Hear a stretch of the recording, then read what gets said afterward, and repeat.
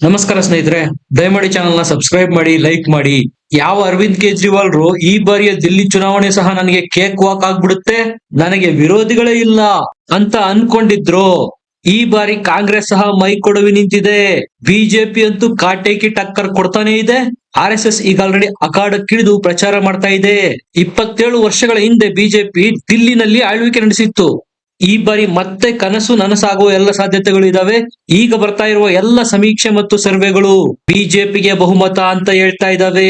ಸ್ನೇಹಿತರೆ, ನಾನು ನಿಮಗೆ 2013, 15, 20 ಈ ಮೂರರ CSDS ಅಂಕಿಅಂಶಗಳನ್ನು ವಿಶ್ಲೇಷಣೆ ಮಾಡಿ ಹೇಳ್ತೀನಿ. ಯಾಕೆ ಭಾರತೀಯ ಜನತಾ ಪಾರ್ಟಿ ಈ ಬಾರಿ 45 ಸೀಟ್ಗಳನ್ನು ಗೆಲ್ತಾ ಇದೆ, ಆಮ್ ಆದ್ಮಿ ಪಕ್ಷ ಈ ಬಾರಿ ಕೇವಲ 20 ರಿಂದ 25 ಕ್ಷೇತ್ರಗಳಿಗೆ ತೃಪ್ತಿ ಪಟ್ಕೊಳ್ತಾ ಇದೆ ಅನ್ನೋದನ್ನ ಅಂಕಿ ಅಂಶಗಳ ಸಮೇತ ಹೇಳ್ತೀನಿ.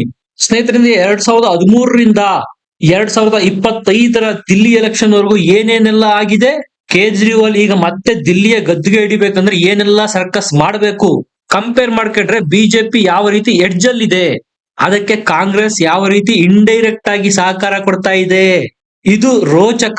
ನಾನು ಈಗ ಹೇಳಿರ್ತಕ್ಕಂತಹ ಕೆಲಸಗಳನ್ನ ಕೇಜ್ರಿವಾಲ್ ಏನಾದ್ರೂ ಮಾಡಿದ್ದೇ ಆದ್ರೆ ದಿಲ್ಲಿ ಎಲೆಕ್ಷನ್ ನ ನ್ಯಾರೋ ಮಾರ್ಜಿನ್ ಇಂದ ಗೆಲ್ಲಬಹುದು, ಸರಳ ಬಹುಮತ ಪಡೆಯಬಹುದು. ಆದ್ರೆ ಅದು ಸಾಧ್ಯನಾ? ಈ ವಿಶ್ಲೇಷಣೆ ಕೊನೆಯಲ್ಲಿ ನೀವೇ ಹೇಳ್ತೀರಾ ಅದಕ್ಕೆ ಉತ್ತರ. ಇದು ಅಸಾಧ್ಯ, ಆಗು ಹೋಗೋ ಮಾತಲ್ಲ ಅಂತ. ಈ ಟಾಸ್ಕ್ ಗಳನ್ನ ಕೇಜ್ರಿವಾಲ್ ರ ಆಮ್ ಆದ್ಮಿ ಪಕ್ಷ ಕಂಪ್ಲೀಟ್ ಮಾಡೋದು ಅಸಾಧ್ಯ. ಹಾಗಾಗಿ ನಾನು ಹೇಳಿದ್ದು, ಈ ಬಾರಿ ಬಿಜೆಪಿ 45ಕ್ಕೂ ಹೆಚ್ಚು ಸೀಟ್ಗಳನ್ನ ದಿಲ್ಲಿ ವಿಧಾನಸಭಾ ಕ್ಷೇತ್ರದಲ್ಲಿ ಗೆಲ್ಲಲಿದೆ. 2024ರ ಲೋಕಸಭಾ ಚುನಾವಣೆಯಲ್ಲಿ ದಿಲ್ಲಿನಲ್ಲಿ ಬಿಜೆಪಿ 56% ವೋಟ್ ಶೇರ್ ಪಡೆದಿತ್ತು.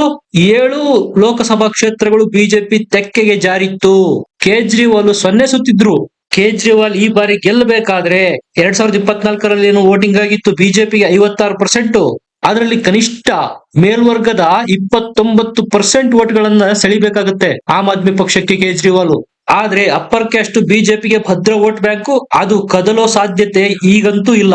OBC ಅವರು ದಿಲ್ಲಿನಲ್ಲಿ ಬಿಜೆಪಿಗೆ ದೊಡ್ಡ ಮಟ್ಟದಲ್ಲಿ ಸಪೋರ್ಟ್ ಮಾಡಿದ್ದಾರೆ ಲೋಕಸಭೆಯಲ್ಲಿ. ಈ ಬಾರಿ ಕೇಜ್ರಿವಾಲ್ ಸರಳ ಬಹುಮತ ಪಡೆಯಬೇಕಂದ್ರೂ OBCಯ 29% ವೋಟ್ಗಳನ್ನ ಸೆಳೆಯಲೇಬೇಕು. ದಲಿತ ವೋಟ್ಗಳಲ್ಲಿ 41% ವೋಟ್ಗಳನ್ನ ಆಮ್ ಆದ್ಮಿ ಪಕ್ಷ ಗೆಲ್ಲೋದಿಕ್ಕೆ ಪಡಿಲೇಬೇಕು. ಈ ಹಿಂದೆ ದಲಿತ ವೋಟ್ಗಳು ಬಿಜೆಪಿಗೆ ಸಾಕಷ್ಟು ಸಂಖ್ಯೆಯಲ್ಲಿ ಬರ್ತಾ ಇರಲಿಲ್ಲ. ಆದ್ರೆ ಈಗ ಕಾಲ ಬದಲಾಗಿದೆ. ಹರಿಯಾಣ ಮತ್ತು ಮಹಾರಾಷ್ಟ್ರದಲ್ಲಾದ ಉಲಟ್ ಫೇರು ಇದನ್ನು ಸ್ಪಷ್ಟವಾಗಿ ಸೂಚಿಸ್ತಾ ಇದೆ. ಅಂದ್ರೆ ದಲಿತರು ಬಿಜೆಪಿಗೆ ಭರಪೂರ ವೋಟ್ ಮಾಡೋದಕ್ಕೆ ಶುರು ಮಾಡಿದ್ದಾರೆ. ಮುಸಲ್ಮಾನ್ ವೋಟ್ಗಳಲ್ಲಿ 34%ರಷ್ಟನ್ನ ಕಾಂಗ್ರೆಸ್ ನಿಂದ ಕಸಿಯಬೇಕಾಗುತ್ತೆ ಆಮ್ ಆದ್ಮಿ ಪಕ್ಷ ಗೆಲ್ಲೋದಿಕ್ಕೆ. ಆಗ ಮಾತ್ರ ಸರಳ ಬಹುಮತ ಪಡೆಯಬಹುದು ಕೇಜ್ರಿವಾಲ್. ಕಳೆದ ಬಾರಿಯನ್ನು 62 ಸೀಟ್ ಗೆದ್ದಿತ್ತು. ಅಷ್ಟು ಗೆಲ್ಲೋದು ಈ ಬಾರಿ ತಿರುಕರ ಕನಸು. ಇಲ್ಲ ಇರೋದು ನೋಡಿ ಗೇಮ್ ಪ್ಲಾನು. ದಲಿತರು ಮತ್ತು ಮುಸ್ಲಿಂ ವೋಟ್ಗಳ ಚಂಕು ದೆಹಲಿನಲ್ಲಿ ಬಹಳ ಕಡಿಮೆ ಇದೆ. ಜಾಸ್ತಿ ಇರೋದು ಯಾರು? ಮೇಲ್ವರ್ಗದವರು ಮತ್ತು OBC.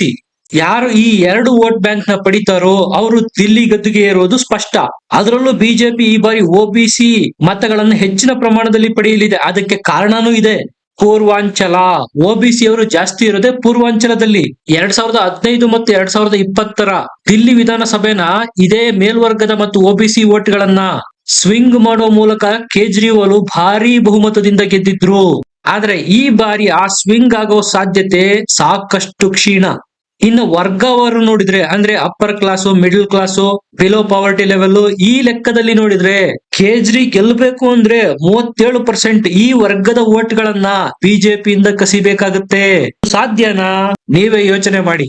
ಮಿಡಲ್ ಕ್ಲಾಸ್ ನ 20ಕ್ಕೂ ಹೆಚ್ಚು % ವೋಟ್ಗಳನ್ನ ಪಡಿಬೇಕಾಗುತ್ತೆ ಕೇಜ್ರಿವಾಲ್. ಅಪ್ಪರ್ ಕ್ಲಾಸ್ ನ 18% ಕನಿಷ್ಠ ಇದು ಪಡಿಲೇಬೇಕಾಗುತ್ತೆ ಗೆಲ್ಲಬೇಕಾದ್ರೆ.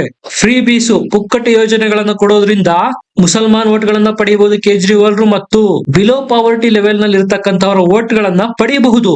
ಆದ್ರೆ ಬಿಜೆಪಿ ಅವರೇನು ಹಿಂದೆ ಬಿದ್ದಿಲ್ಲ ಫ್ರೀ ಬಿ ಕೊಡೋದ್ರಲ್ಲಿ. ಕೇಜ್ರಿವಾಲ್ 2100 ರೂಪಾಯಿ ಕೊಡ್ತೀನಿ ಅಂದ್ರೆ ಬಿಜೆಪಿ ಅವರು 2500 ರೂಪಾಯಿನ ಅನೌನ್ಸ್ ಮಾಡಿ ಆಗಿದೆ. ಅಪ್ಪರ್ ಕ್ಯಾಸ್ಟ್ ಮಿಡಲ್ ಕ್ಲಾಸ್ ನವರಂತೂ ಈ ಬಾರಿ ಕೇಜ್ರಿಗೆ ವೋಟ್ ಹಾಕೋದು ಸಾಧ್ಯನೇ ಇಲ್ಲ.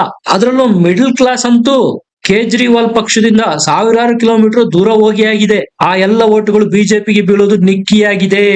2013, 15 ಮತ್ತು 20ರಲ್ಲಿ ಕೇಜ್ರಿವಾಲ್ ಗೆಲ್ಲೋದಿಕ್ಕೆ ಇದೇ ಮಧ್ಯಮ ವರ್ಗದ ವೋಟ್ಗಳೇ ಕಾರಣ ಆಗಿತ್ತು. ಈ ಬಾರಿ ಅದೇ ವೋಟ್ಗಳು ಕೇಜ್ರಿಗೆ ಕೈ ಕೊಡ್ತಾ ಇರೋದು.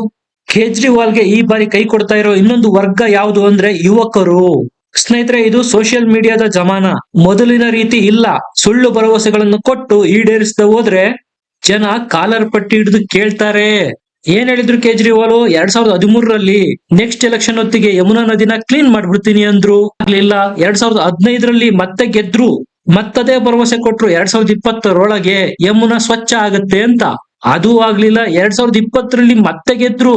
ಮತ್ತದೇ ಭರವಸೆ 25ರೊಳಗೆ ಸ್ವಚ್ಛ ಮಾಡ್ಬಿಡ್ತೀನಿ ಅಂತ. ಆಯ್ತಾ? ಇಲ್ಲ. ಅದಕ್ಕೆ ಹೇಳಿದ್ದು ಇದು ಸೋಷಿಯಲ್ ಮೀಡಿಯಾದ ಜಮಾನ.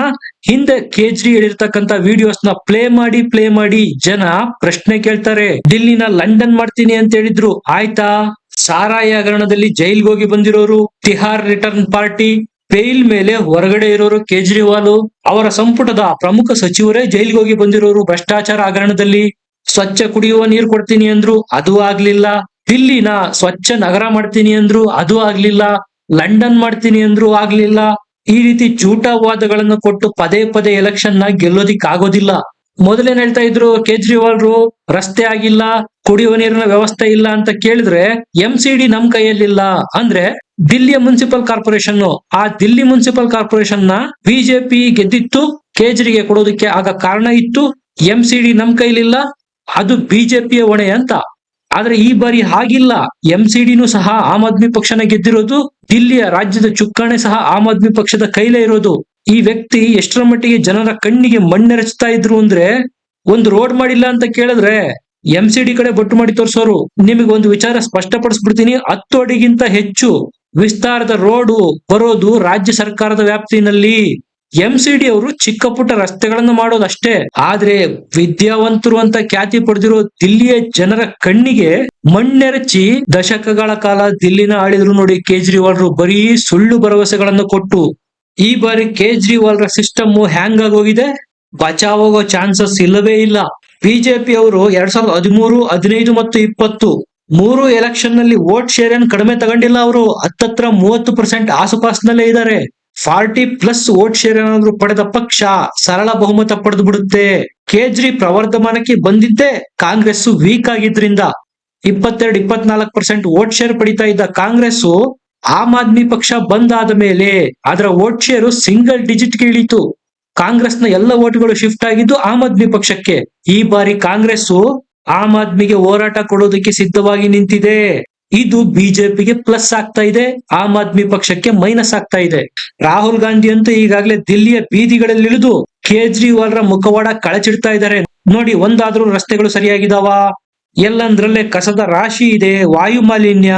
ಇದಕ್ಕೆಲ್ಲ ಯಾರು ಹೊಣೆ? ಕೇಜ್ರಿವಾಲ್ ಅಂತ ಡೈರೆಕ್ಟ್ ಆಗಿ ಆರೋಪ ಮಾಡ್ತಾ ಇದ್ದಾರೆ.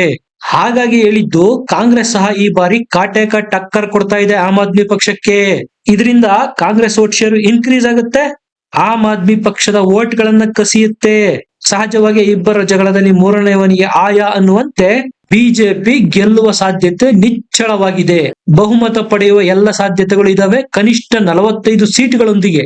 2024ರ ಲೋಕಸಭಾ ಚುನಾವಣೆಯಲ್ಲಿ ಕೇಜ್ರಿವಾಲ್ ಸೇರಿದಂತೆ ಸಂಪುಟದ ಸಹೋದ್ಯೋಗಿಗಳು ಜೈಲಿನಲ್ಲಿದ್ರು.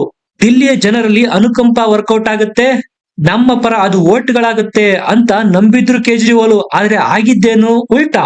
ಎಲ್ಲ 7 MP ಕ್ಷೇತ್ರಗಳನ್ನ ಬಿಜೆಪಿ ಗೆದ್ದು ಬಿಗಿತ್ತು. ಫಲಿತಾಂಶ ಈಗ already return on the wall. ದಿಲ್ಲಿನಲ್ಲಿ ಗೆಲುವಿನ ಗೆರೆಯ ಹತ್ತತ್ರ ಇರುವ ಪಕ್ಷ ಯಾವ್ದಾದ್ರು ಇದ್ರೆ ಅದು ಬಿಜೆಪಿ. ಈಗ ನಿಮ್ಗೇನನ್ಸುತ್ತೆ? ಕಮೆಂಟ್ ಮಾಡಿ, ಲೈಕ್ ಮಾಡಿ, ಚಾನಲ್ ನ ಸಬ್ಸ್ಕ್ರೈಬ್ ಮಾಡಿ. ಮತ್ತೆ ಸಿಗೋಣ. ನಮಸ್ಕಾರ.